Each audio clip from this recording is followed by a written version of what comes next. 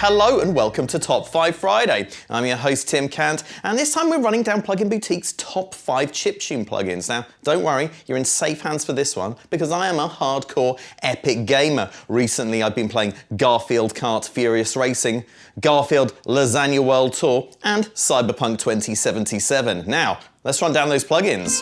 FameBoy is infamous at number 5.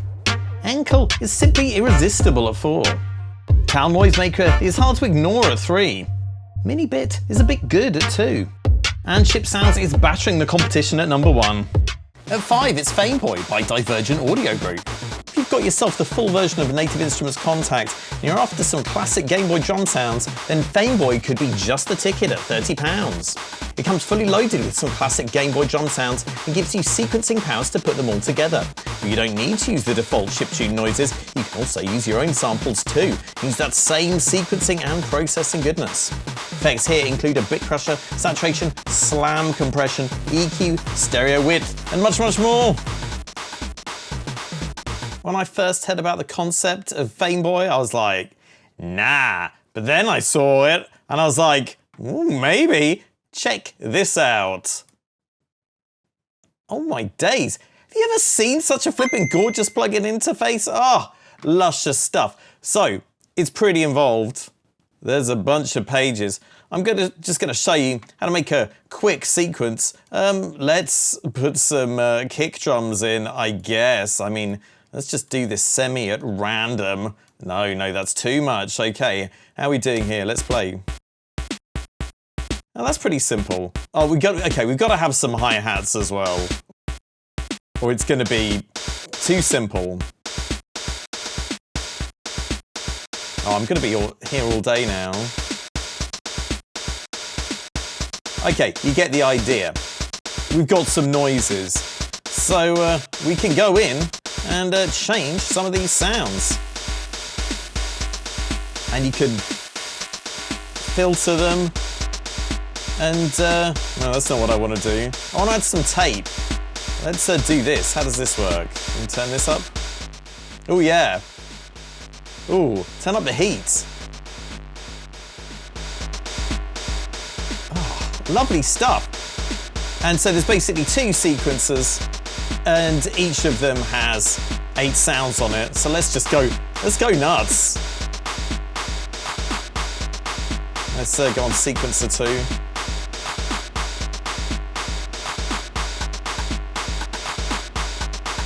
So you get the idea. Let's have some ride cymbals. Oh, filthy as you like.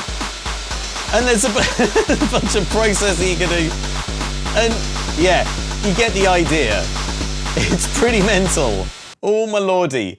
FameBoy. Did a Game Boy ever sound like this? No, not unless it was a demonic one. 30 quid. It's for Kontakt. Check it out. At 4, it's Enkel by Clevgrand. This simple 2-oscillator teal-coloured monster keeps things flat aesthetically, but it's capable of creating a whole load of cool, bubbling sounds that can conjure up chiptune nostalgia and more besides. Those 2 oscillators have a choice of sine, ramp, square, and noise waves, and they can be modulated with AM or FM movement. You also get some bread and butter goodies like filtering, glide, and a tasty arpeggiator. One interesting thing about Enkel is that each LFO has its own ADSR. Fancy! Enkel is a kooky little monophonic synthesizer. I think it's fair to say it doesn't have an initial preset, so you're going to have to bear with me.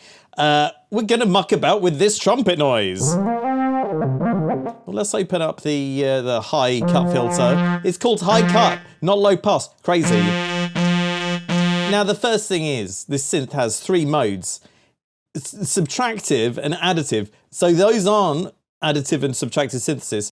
It's to do whether the oscillators are added to each other or taken away from each other. I don't really understand. The manual's kind of vague. I can't really hear a difference, but when I bring up this preset and play it, with its initial settings,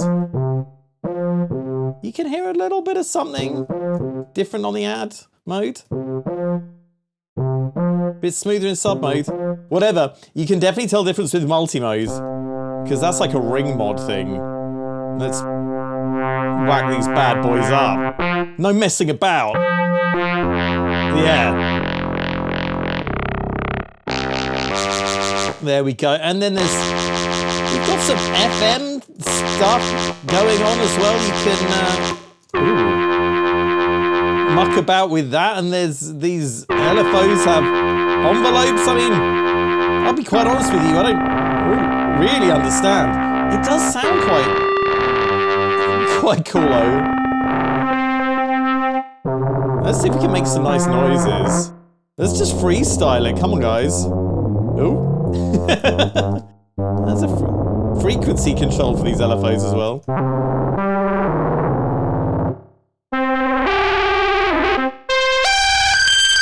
I mean, if you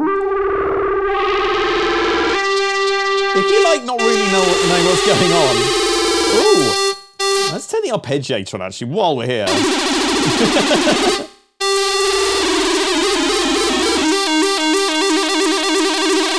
Yeah, if you like making crazy noises without 100% knowing what's going on, Enkel's a great choice. And it's pretty cheap at $40, guys. At 3, it's Tal Noisemaker by Tal Software.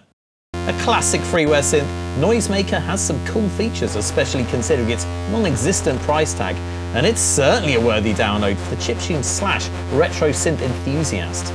Its FM, oscillator sync, Juno modelled chorus, and built-in flexible envelope modulation source are great touches, but it's the awesome sounding pulse width modulation and oscillator crush knob that will appeal to the 8-bit lovers out there. Okay, let's see if we can't make some retro synth noises with Tal Noisemaker. I'm going to turn down OSC1 and the sub oscillator and focus on OSC2 for the moment, because it actually has a wider array of oscillator shapes than OSC1 does. So let's have a listen. We've got a saw, very nice. We've got a pulse, of course. We've got a triangle, lovely. A sine, I mean, you'd probably use the triangle if you're doing retro stuff. And noise. So noisy, but you can't do pulse width modulation with oscillator 2. So let's go over to oscillator 1, set it to pulse, and then we can razz this knob around and get that lovely, lovely pulse width modulation. If we want it to modulate by itself, well, we just go to LFO1, we set the destination to the pulse width, turn it up, and the rate. Oh yeah, now let's try this low. Oh! Absolutely ruddy beautiful. And if we want to make it sound old and crunchy, well, we just use the OSC crush knob. Let's do that now. Ooh. So very quickly, it just disappears. But in this sweet spot here, you get some real filth.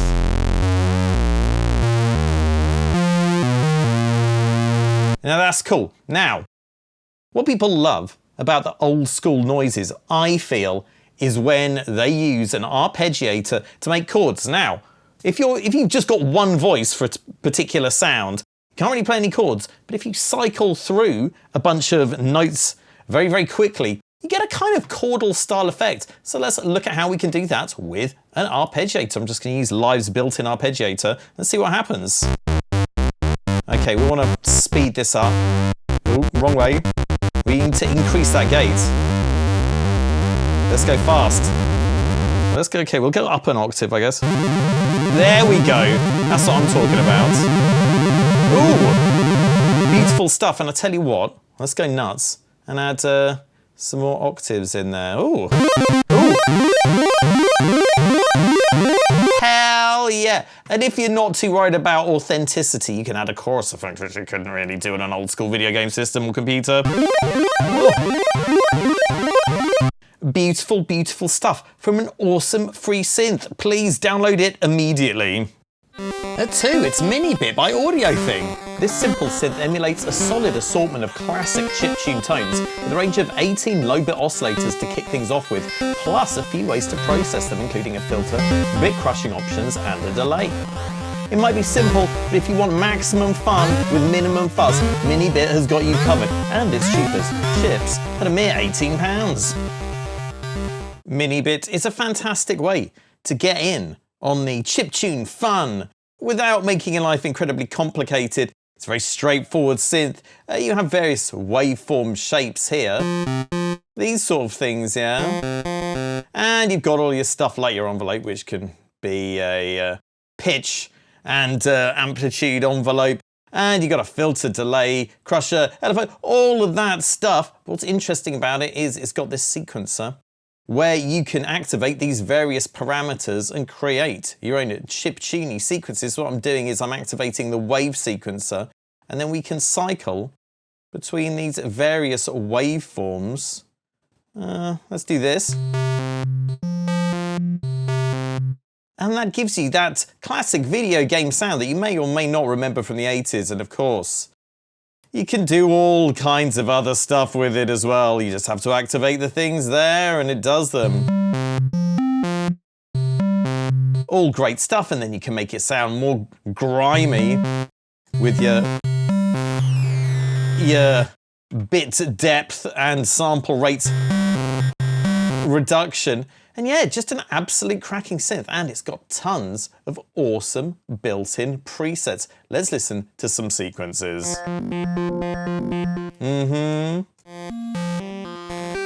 Beautiful stuff. So yeah, I mean, you could conceivably use this in other styles of music as well. As long as you like it weird. What a corking deal! For 18 quids, check it out! And at number 1 is Chip Sounds by Plogue. Built to model many different 8-bit synth chips, Chip Sounds is a veritable who's who of lo-fi circuits. This lineup features 15 bass chips and their variants, as used in the Atari 2600, Nintendo's NES and Game Boy, the ZX Spectrum, the Commodore 64, some classic arcade games and more besides.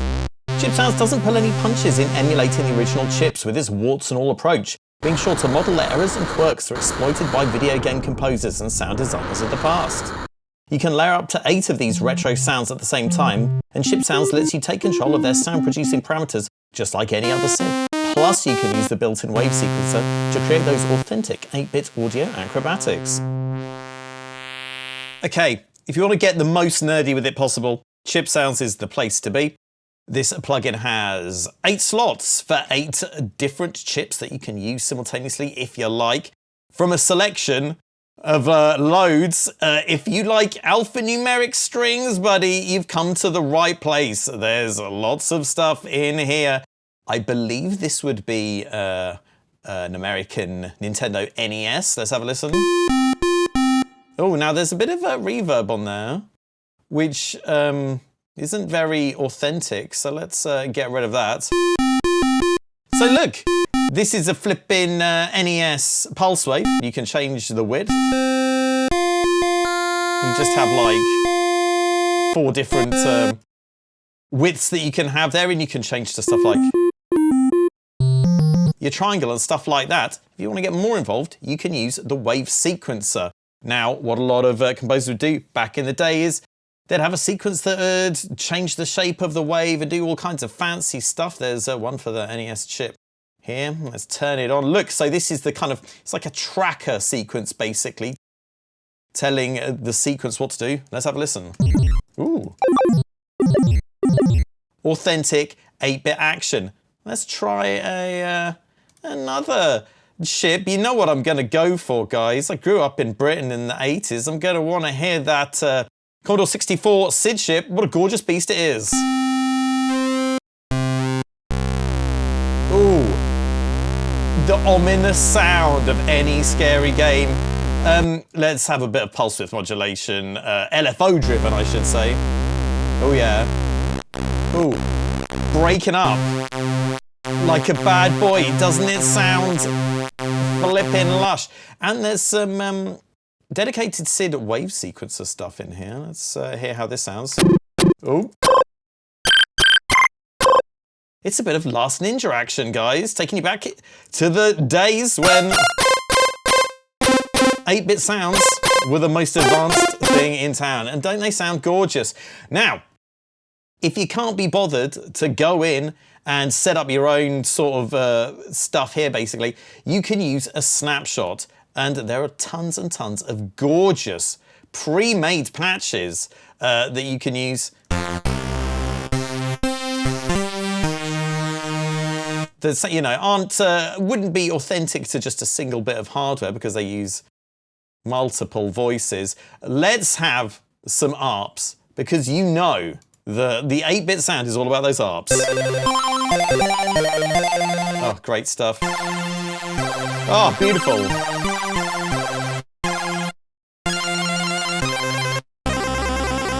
The surprisingly soulful sound of old school video games.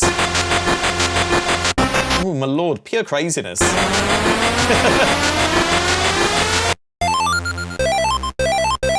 Oh yeah. For the ultimate in getting nerdy with it, it's got to be Plogue chip sounds. What a beast! Well, I'm afraid that's it for now because we're out of lives and we have 0 continues left. If you'd like to check out more high-scoring plugins, please hit the subscribe button and tap that notification bell. We'll see you real soon. GG!